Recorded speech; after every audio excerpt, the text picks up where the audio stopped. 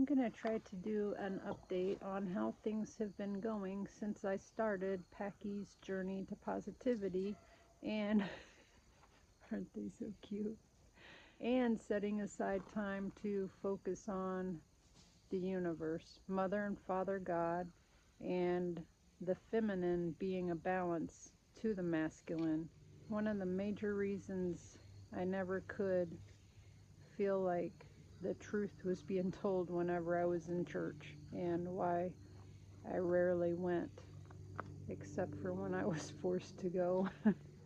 So, since I've set aside time to try to prioritize giving thanks in my way and spending time in either meditation or just generalized focus on being in the now and sitting out in nature or trying to appreciate nature and appreciate the abundance of the energy that comes to you when you prioritize things in nature rather than materialistic things. I don't know how I'm trying to say, because we all have materialistic things in our, well, the majority of us have materialistic things in our lives, but yeah, this is just trying to be an update on what has opened up for me since I started putting aside time and trying to focus on more positive energy and positive thoughts, and trying to not allow negative energy and negative thoughts to come in and overrule and overpower or steal my power. You know, it's not something that I can post every day because things don't necessarily happen every day, and sometimes little things not noticeable are happening, but it takes weeks or months even to accumulate anything noticeable. So, you know, going on this journey doesn't mean I'm going to necessarily have posts every week even, because sometimes growth just takes a little bit longer than that, or to actually see the accumulation of things that are positively working for your higher good to come to fruition just take a little bit longer. They're not done in a day just because you decided to start trying a different thought process or a different way of focusing your mind on things. I guess one of the main things that opened up for me right off was job opportunities. Yeah, I had to drive to Indiana to do that, but that was 11 or 12 weeks of the whole summer. And to have a clientele that you built in a location that you moved from still want you if you're available to work is a blessing, and it's a good opportunity to be able to pick up work when I need to pick up work until I get an established clientele around here. And I'll tell you, my booth up in Indiana was making me more money than it previously was. I was struggling when I moved down here because I wasn't up there to rotate and shift or bring in new items consistently. I used to try to make weekly trips, if not more than that. And after I moved down here, it could have been once every 2 to 3 months, which obviously your sales are going to suffer in a scenario like that. But yeah, the sales started to pick up.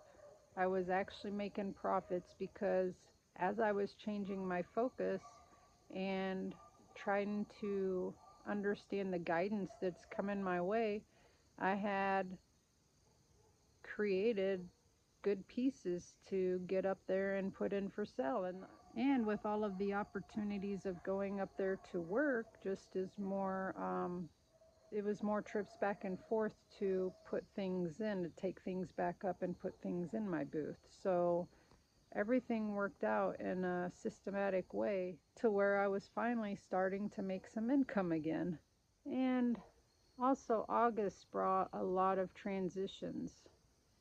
So the store up there was closing down, so I decided to make my booth size down here in Tennessee twice the size and entirely shut down my booth up in Indiana. Now, you might be saying, well, yeah, duh. She was shutting the store down. You had no choice. But I did have a choice because not only did she have a second location for her store, the original location, but she did open me up a space that was available to me if I wanted it. So I could have kept my booth up in Indiana, but there was other signs that were happening and directing me, and I really felt it was the right time to shut down my booth in Indiana and open up double space here in Tennessee to try to stage my items better down here. And although there were lots of signs directing me to do this, it was still a scary and risky transition for me because my booth in Tennessee really hasn't made me any money. Not only has it not made me any money, I actually have yet to sell enough items that pay for the rent of the space there. And so, yeah, it's not an easy decision to make. So sometimes, even when it doesn't seem that you know how it could work out, the signs, if you open yourself up to paying attention to what the universe and your spirit guides or your guardian angels or your loved ones who have passed on are trying to tell you, and the messages that they're sending you, because they're always there loving and supporting you, and they're always trying to guide us what way would be better in our lives for our highest good. So even though things didn't make sense to do what I did, I felt that that's where all the signs were leading. So I went ahead and I said no to the space up there, and I moved everything down here. And that very first month I did that, I made more than the rent. The rent is doubled, and yet I made more than that, and I couldn't even make half of that before. So sometimes the universe guides you and you don't understand how it makes sense to do what you're being guided to do, but that's the whole point. The whole point is to open up and follow the signs and the synchronicities that are left to you, guiding you, because in our contorted earthly mind, we don't know everything and why and how and of what purpose. We don't even know necessarily how to stay on track to do things to not only our highest good, but everybody around us, their highest good as well. So, really, we need to try to stop our mind from thinking it needs to control everything or know the ins and outs of everything, and just to go off of more feeling, more direction that's being pulled from your inner wisdom, because your inner wisdom is what is connecting you, say, to the higher realm of all of our loved ones who are passed on before us, and all of the spirit guides and guardian angels and everybody. They message you through your intuition and your inner wisdom. Your inner wisdom is something that the way we've been raised in this world tries to erase all of that connection and how that works. And it's about trying to remember how to get that back and follow it. And then things start to happen better in your life. So, on top of those business opportunities, I've actually started getting clientele requests down here locally.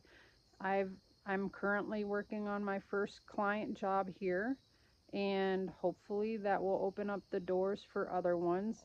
So that's another positive thing that's changed for me. And on another note, the whole landscaping thing.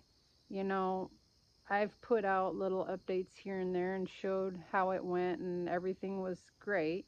But what I didn't say was the struggle on getting to that point.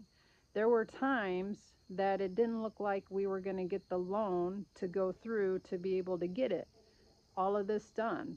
And the bank kept calling and asking more questions and saying this isn't looking good, and asking more questions and this and that. And I remember my mom specifically being a Debbie Downer about it all and saying this just isn't going to work out. I don't think it's going to happen. And I just simply told her, like, think positive. You know, the bank's got to ask questions, If we get all of our ducks in a row and answer them correctly, let's just think positively that the universe is going to make this work out for us. And she agreed it's better to think positively about it. And lo and behold, then the contract went through and everything was hunky dory until they went to water everything and used the spigot that we roped off to not use because there was another usable one on the other side of the house. But you know, even though the basement got flooded because of them using the wrong spigot, and the worst part of all of that was the frustration that my mom had to deal with at the end of a 12-hour day to come home to a flooded basement and trying to get pieces out of the water and, you know, not have water damage and blah, blah, blah.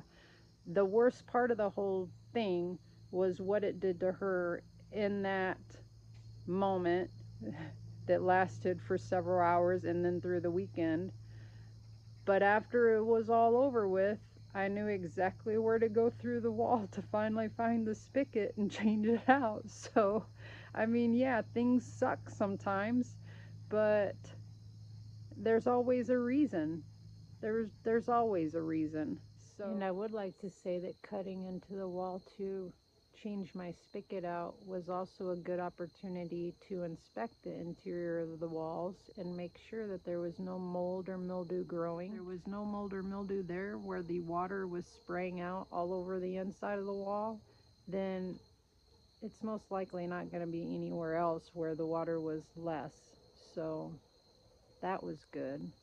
So yeah, sometimes it doesn't go our way, but that doesn't mean it doesn't end our way in the final moments of that chapter. So that's part of rewiring your brain and trying to look at things different, because yeah, shit happens each and every day, but it's how we react to it, and maybe what if we spin the way we think about things, what we can learn from it, and how we can grow and mature, not only in our lives right now, but as our soul development and maturity level is, which is more than I can even comprehend. But I really do believe there's a connection on our journeys down here and how it correlates to our soul maturity. So yeah, some of these horrible events that happen day to day that give us big headaches,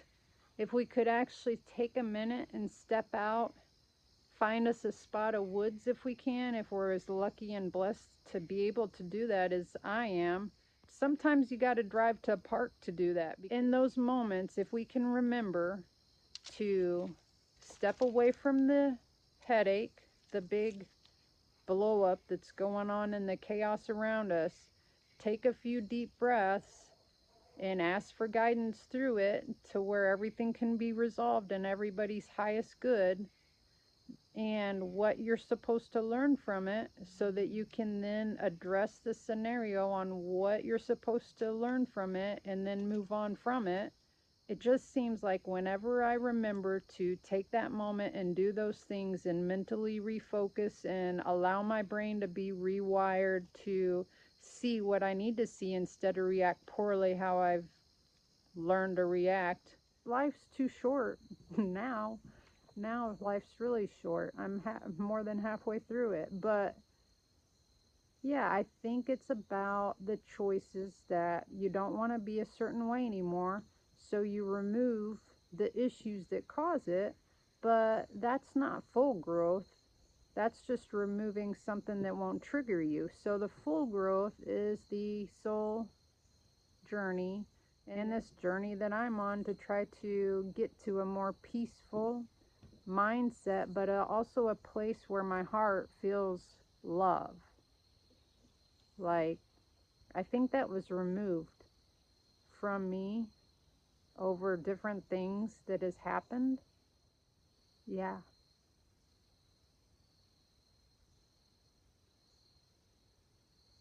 I think we just figured it out. So yeah, I think we just had a moment there to where I put pieces of the puzzle together in my head to realize that some of my problems was the fact that I've closed myself off in order to protect myself from. But anyways, that is the whole point of my journey that I'm going on right now. It's to reconnect. It's to break down these barriers of where I put blocks to protect myself. I don't need them anymore.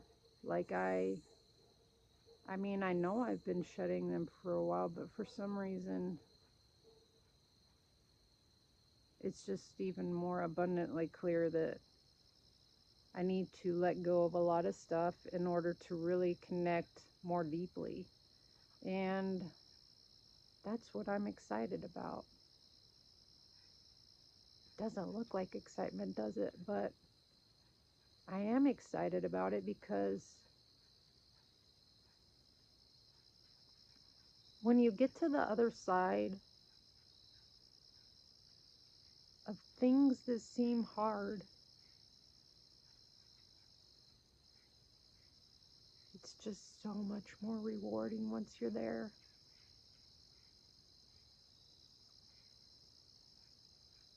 And I know my journey's going good because it actually started a long time before I started my little Packy's Journey to Positivity series. It started a long time ago when I started trying to find this place that I would then move to. And I wrote it down and I drew out a sigil and I gave it to God. And I didn't know how it was going to happen or when it was going to happen, but I knew I would get guided to just the right spot. And I did. This is an amazing spot, and I love it.